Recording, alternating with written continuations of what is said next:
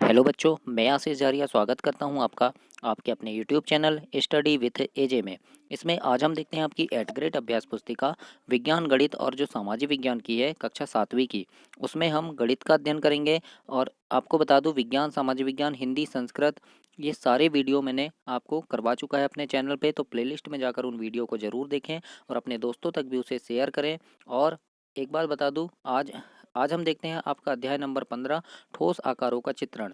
और बच्चों, मैं आपके एग्जाम पेपर के समय आपके सारे सब्जेक्ट के महत्वपूर्ण महत्वपूर्ण जो प्रश्न हैं, जो आपके वार्षिक परीक्षा में पूछे जा सकते हैं, ऐसे प्रश्नों का एक वीडियो लेकर आऊँगा, उस एक ऐसी सीरीज़ लेकर आऊँगा। तो उसके लिए आप चैनल को सब्सक्राइब कर लेना, ताकि जब भी मैं वो वीडियो डालूँ तो आपको उसका नोटिफिकेशन मिल सके और आप उस वीडियो का लाभ ले सकें। तो आइए जानते हैं अध्याय नंबर 15, ठोस आकारों का चित्रण। इसका सबसे पहला प्रश्न है आपका कोई तीन त्रिविमीय आकृतियों के चित्र बनाकर उसकी विमाओं यानी लंबाई, चौड़ाई और ऊंचाई को नामांकित कीजिए।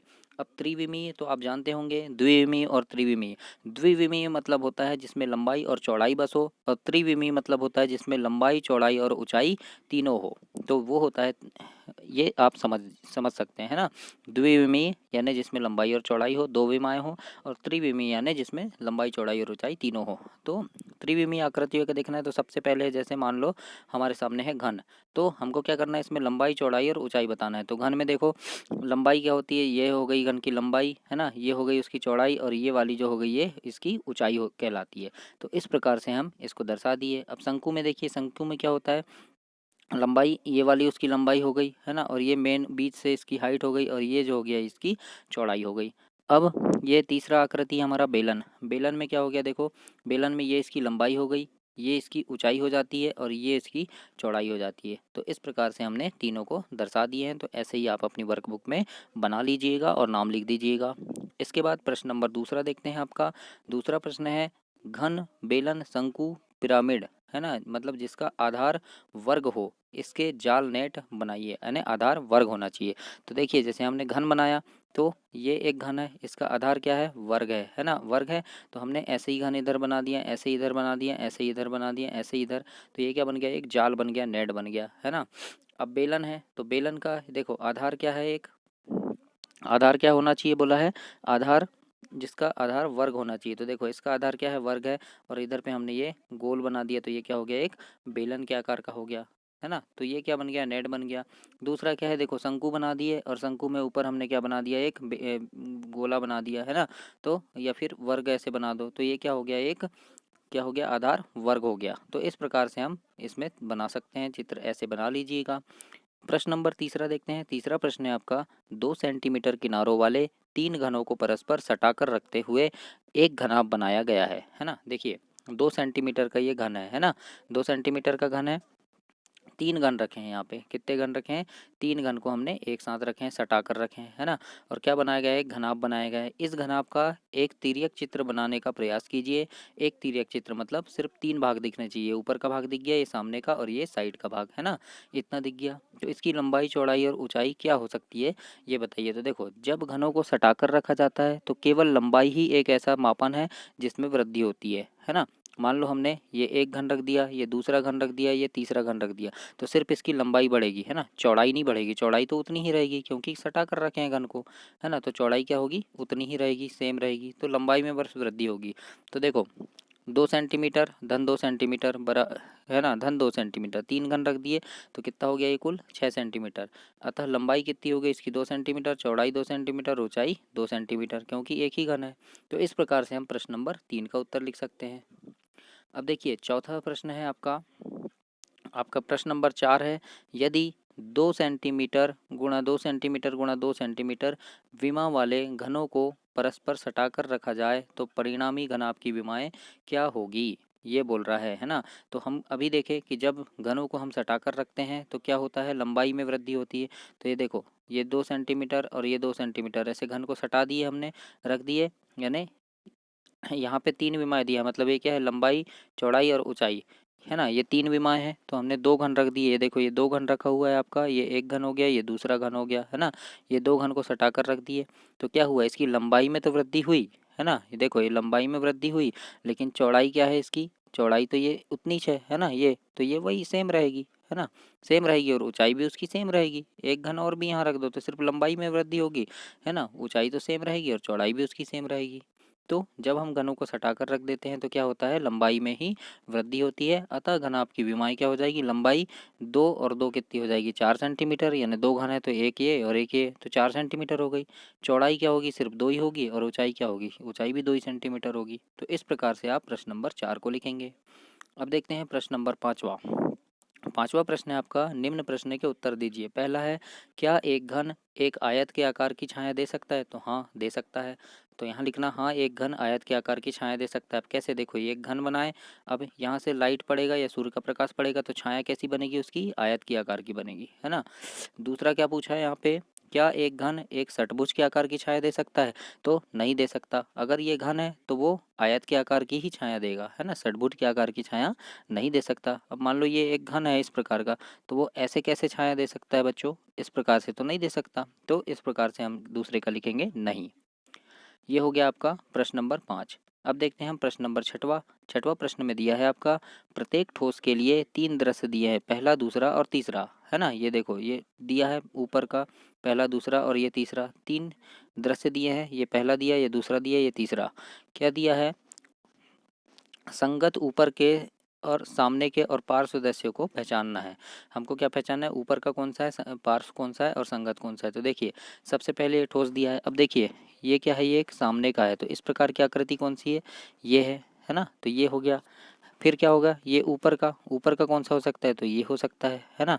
फिर ये पार्श्व, पार्श्व कौन सा हो गया, पार्श्व इसका मतलब ये हो गया एक वर्ग, तो एक वर्ग ये है, तो ये हो गया पार्श्व। तो हमको यहाँ लिखना है, तो हम यहाँ लिख सकते हैं सबसे पहले वाले में, है ना, कि सामने का दृश्य, है ना, ये कौन सा है, ये हो गया इसका सामने का दृश्य, है ना, ये हो गया इसका, सॉरी हम ये वाला देख रहे हैं, ये हो गया इसका सामने का दृश्य, ये हो गया पार्श्व मतलब ये वाला दृश्य, है ना, और ये हो गया क्या, ऊपर का ये वाला दृश्य हो गया। तो इस प्रकार से हमको यहाँ लिखना है। अब दूसरी आकृति में देखो, दूसरी आकृति में क्या है, दूसरी आकृति में सबसे पहले ऊपर का दृश्य दिया है, फिर पार्श्व, फिर सामने का दृश्य। कैसे, तो देखिए ये दूसरी आकृति है, तो ये कौन सा दृश्य है, ये वाला, सॉरी ये दूसरी आकृति है ना। दूसरी आकृति में क्या दिया है, सबसे पहले सामने का दृश्य, देखो ये वाला दृश्य दिया है ना। ये क्या है, ये वाला दृश्य ये है ना, सामने का दिया है। अब देखो पार्श्व मतलब जब हम इसको इस साइड से देखेंगे तो एक ये और एक ये, दो ही दिखेगा हमको, तो दो ये वाला दिख रहा है तो ये पार्श्व हो गया। जब हम इसको ऊपर से देखेंगे तो कैसे दिखेगा, ये वाला आकृति जैसे ऊपर से देखेंगे तो एक ये दिखेगा और ये दिखेगा, है ना। ऐसे क्या दिखेंगे, अलग से दिखेंगे तो ये वाला दिखेगा, तो ये क्या हो गया ऊपर से। तो इस प्रकार से हमको यहाँ पे लिखना है। तो इस प्रकार से आपको समझ गए होंगे। जैसे अब लास्ट वाला घन देख लीजिए, इसमें और अच्छे से समझ जाएंगे। क्या है देखो, ये सबसे पहले क्या हो गया, ये पार्श्व वाला आपको ये वाला भाग दिखेगा, तो ये क्या है, पार्श्व दृश्य है इसका, है ना। फिर जैसे ऊपर से देखते हैं घन को तो कैसे ऐसे दिखेगा, ये वाला आधा और ये वाला दिखेगा, इन्हें दो भाग दिखेंगे, एक ये और एक ये, है ना। अब इसको सामने से देखेंगे तो ऐसे दिखेगा ना, इस आकार का। तो ये क्या हुआ, हमने यहाँ लिख दिया, ये तीसरे में सामने से दिख रहा है, ये ऊपर से दिख रहा है, ये वाला ऊपर से दिख रहा है, और ये सबसे पहले में क्या है, पार्श्व दृश्य दिख रहा है। तो इस प्रकार से आपको सभी का लिखना है। मैंने यहाँ पे सभी के हल बता दिया है आपको।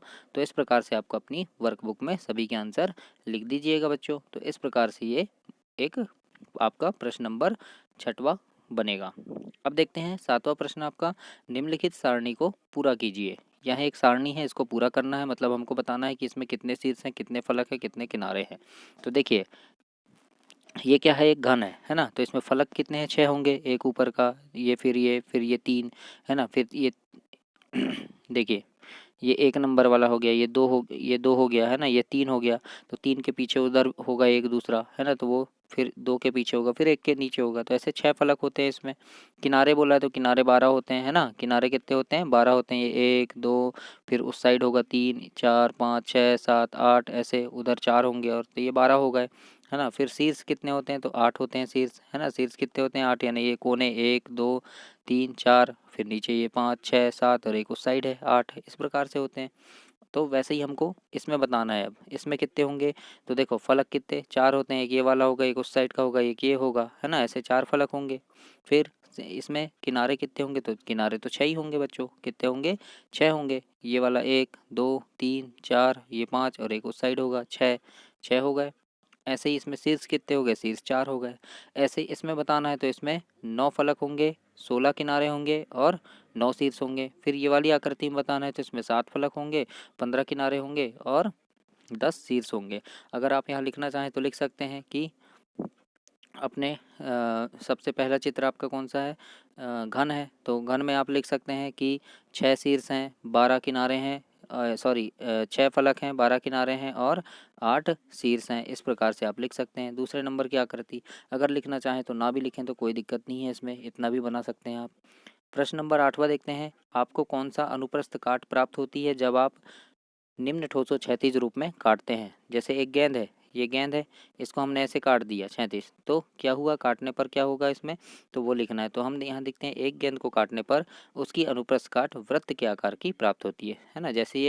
जैसे मान लो एक ये गेंद है, इसको हमने काट दिया, तो अनुप्रस्थ काट क्या होगी, उसका आधा कटा हुआ भाग भी ऐसे वृत्त ही होगा ना, आधा होगा, अर्धवृत्त होगा। तो इस प्रकार से लिख देंगे। फिर है एक बेलनाकार पाइप, तो एक बेलनाकार पाइप को हम जब काटेंगे बीच से तो अनुप्रस्थ काट कैसी होगी, आयत की होगी, है ना। जैसे ये देखिए, ये एक पाइप है हमारी, बेलनाकार पाइप है ये, इसको हमने आधा काट दिया, है ना, आधा काट दिया, तो ये आधा काटने में कैसा होगा, ये ऐसे और ये ऐसे, है ना, ये ऐसे, तो ये क्या हो जाएगा, ये आयत हो जाएगा। तो इस प्रकार से हम यहाँ पे लिख सकते हैं कि ये आयत के आकार की प्राप्त होगी। प्रश्न नंबर 9 देखते हैं, किसी घनाभ की विमाएँ हैं 5 सेंटीमीटर, 3 सेंटीमीटर और 2 सेंटीमीटर। इस घनाभ का समदूरिक चित्र बनाइए। समदूरिक चित्र मतलब होता है दूर से देखने पर कैसा दिखेगा। तो एक घनाभ तो ऐसे होगा ना, इस प्रकार से होगा, लेकिन दूर से देखेंगे हम तो कैसा दिखेगा, उसकी सिर्फ 3 भुजाएं दिखती है हमको, ये सामने वाली, साइड वाली और सिर्फ ऊपर वाली, ऐसी 3 भुजाएं दिखेगी। तो हमने एक चित्र इस प्रकार से आपको बनाना है जिसमें सिर्फ 3 भुजाएं दिखें। लंबाई होगी 5 सेंटीमीटर, ये 5 सेंटीमीटर हो गई, ये चौड़ाई इसकी हो गई 3 सेंटीमीटर और ये ऊंचाई हो गई आपकी 2 सेंटीमीटर। तो इस प्रकार से एक घनाभ आपको बनाना है। प्रश्न नंबर 10वां देखते हैं, नीचे कुछ चित्र दिए हैं जिनमें घनों की संख्या ज्ञात कीजिए। तो घनों की संख्या कैसे ज्ञात करते हैं, सबसे पहले चित्र में है आपका 24 घन। कैसे ज्ञात करेंगे, देखो सामने से आपको दिख रहे हैं यहाँ 8 घन दिख रहे हैं और इधर दिख रहे हैं आपको 3 घन, तो 8 तिया हो गया बच्चों 24, 8 गुणा 3 कर देंगे हम तो 24 हो जाएगा। ऐसे ही इसमें देखिए, इसमें कितने घन है, 8 घन है। कैसे, ये 3 हो गया, है ना, तो उसके पीछे भी 3 होंगे तो 6 हो गया, और ये 7 और ये 8, है ना, हो गए। अब तीसरे में देखिए 9 घन है। कैसे, ये 3 हो गया, है ना, इधर कितने हैं, फिर ये 2, 5 हो गया, है ना, और 2 7 हो गया। नहीं समझ आ रहा, देखिए ये ऐसे सीधे 3 हो गए, फिर ये 2 हो गए, तो कितने हो गए 5, और उसके पीछे 2 होंगे 7 हो गए, ये ऊपर एक 8 और ये 9, तो इस प्रकार से इसमें 9 घन है। तो प्रश्न नंबर 10 में आप इस प्रकार से लिख सकते हैं। तो ये हुआ आपका अध्याय 15 ठोस आकारों का चित्रण, ये समाप्त। अगले वीडियो में आपका अगला अध्याय देखेंगे, और अगला अध्याय है बच्चों आपका कि गणित की वैकल्पिक विधियाँ, उन विधियों के बारे में जानेंगे। तो चैनल को सब्सक्राइब करना और अपने दोस्तों तक भी इसे ज़रूर शेयर करना। धन्यवाद।